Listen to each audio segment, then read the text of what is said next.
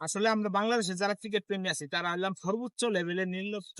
আমরা আজকের খেলা দেখি দেখে কান ধরে একবার এইভাবে কান ধরে ওয়াদা করি যে বাংলাদেশের খেলা আর কখনো দেখবো না, অথচ আমরাই সবার আগে যাই টিভির সামনে বসে খেলা দেখতে যাবে। আসলে আমাদের আবেগ নিয়ে খেলতে খেলতে এরা এমন পর্যায়ে নিয়ে গেছে গা, মানে আমরা এখন বর্তমানে কিছু বলতেও পারতেছি না, সহ্যও করতে পারছি না। বাংলাদেশের অনেক পরে আফগানিস্তান ক্রিকেটে আসছে, অথচ আফগানিস্তানের ক্রিকেটের উন্নতি দেখেন আপনি। আপনারা দেখেন আফগানিস্তানটা কি পরিমাণে খেলা খেলতেছে। আর বাংলাদেশ কালকে আমরা কোনো টি-20 তে কখনোই সাউথ আফ্রিকার হারাইতে পারিনি। আর এত বড় একটা সুবর্ণ সুযোগ, 113টা রান, এটা কি অনেক বেশি রান ছিল? একদম ইজি ম্যাচ।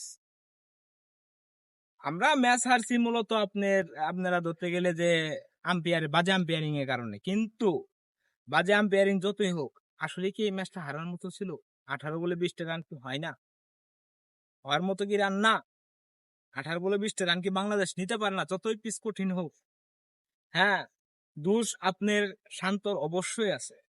শান্ত, নাজমুল শান্ত 22 বলে 14 রান করে গেছে, ঠিক আছে। ওই সময় যে শটটা খেলে আউট হইলো, এটা একমাত্র নাবালক নাবালক ক্রিকেটার যারা আছে, একবারে আচুদা ক্রিকেটার যারা, ওরাই এই শট খেলায় আউট হবো। যখন দেখলো সিনিয়র সাকিব আল হাসান ওই একই শট খেলতে যায়, একই ফাঁদে পা দিচ্ছে, তারপর আমার এরকম শট খেলতে হবে কেন? আর 2টা বল পরেই তোমার ড্রিঙ্কস ব্রেক, 5 মিনিট তুমি সময় পাইতেছ, একটু রেস্ট নাও, ফ্রেশ নিয়ে গেম প্ল্যান বানাও, কিভাবে তোমার ম্যাচ জিততে হবে এভাবে তুমি গেম প্ল্যান বানাও। তা না রাইখা তুমি একটা উদ্ভট শট খেলে হাউলে উদ্ভট একটা শট খেলে খুঁজতে হবে শেফালির মাও তুমি কোথায় কোথায় বলটা ছেড়ে দাও, তাহলে তো হবো না। কালকে পুরা কাশেম কাকার মাইক নিয়ে পুরো এলাকা ঘুরে ঘুরে বলা লাগছে যে আমরা স্টুডেন্ট রুপি, আমরা নিয়ে এসব আর আবেগ নিয়ে আর খেলা করবেন না। মায়ের দোয়া টিকেট টিম আসলে সত্যি সত্যি মায়ের দোয়া টিকেট টিম হয়ে গেছে। কিচ্ছু নতুন করে কিচ্ছু বলা নাই। কাল ম্যাচ হারলেও মন জয় করে নিয়েছে পবিত্র। পুরোটা আসলে অনেক ব্রিলিয়ান্ট একটা ছিল। মানে ওই যে যেখানে অন্যান্য ব্যাটসম্যান বল কানেক্ট করতে পারতেছে না, ওই মানে আগায় যায় সিক্স মারতেছে। আর আম্পায়ার কি সিদ্ধান্ত নিয়ে রাখছে যে বিশ্বকাপের মঞ্চে বাংলাদেশের সাথে এরকম বাজে আম্পায়ারিং করতে হবে? অনেকগুলা হোয়াইট দেয় নাই। একটা একটা শিশিরুল কাল জিজ্ঞাসা করা হয় যে মাহমুদুল্লাহ পায়ে রেল লাগছিল, ওটা গেলবি হয়েছিল কিনা, তাও আমি বলে দিই স্ট্যাম্প মিসিং। আপনি উইকেট দিলেন, রিভিউ নিলাম, আমরা নট আউট হইলাম, লেগ বাই 4 হয়ে গেল, এটা কোন অদ্ভুত নিয়ম?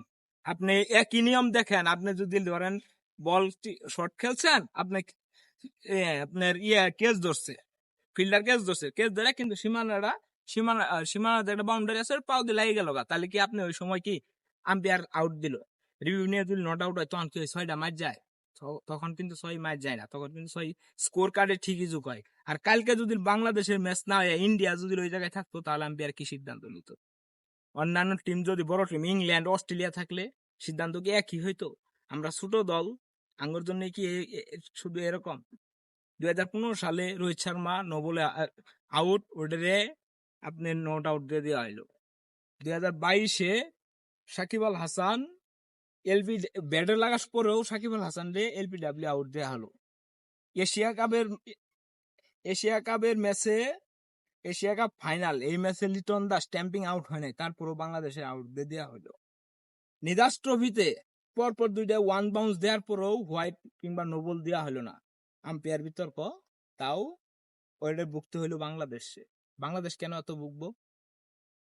এরপরে আরেকটা টি-20 ইন্ডিয়ার সাথে আমাদের জিতা ম্যাচ, মাঠ পরিষ্কার হয় নাই, মাঠ কাদা লুপ্ত, ইন্ডিয়ার প্লেয়ারদের পাও যে কাদা লাগে আছে ওটা ব্রাশদের সমানে পরিষ্কার করা হইতাছে, তারপরেও আম্পায়ার তারা লাগাই দিছে যে খেলতে হবো। কারণটা কি? মানে কম ওভার, আপনি ডাক লুইসের নিয়ম অনুযায়ী ওভার যত কম কাটবে অ্যাডভান্স পাবে বলার, আর ওভার যত বেশি কাটবে অ্যাডভান্স পাবে ব্যাটসম্যান। বাংলাদেশের কি ওই অ্যাডভান্স দেওয়া যাবো না? এই কারণে কি আইসিসি এইভাবে লাগছে? আমরা 20 কোটি মানুষ আজ হারে গেছি আম্পায়ারের কাছে। কালকে ম্যাচের ম্যান অফ দ্য ম্যাচ কোন সাউথ আফ্রিকার প্লেয়ার হয় নাই, হয়েছে আম্পায়ার।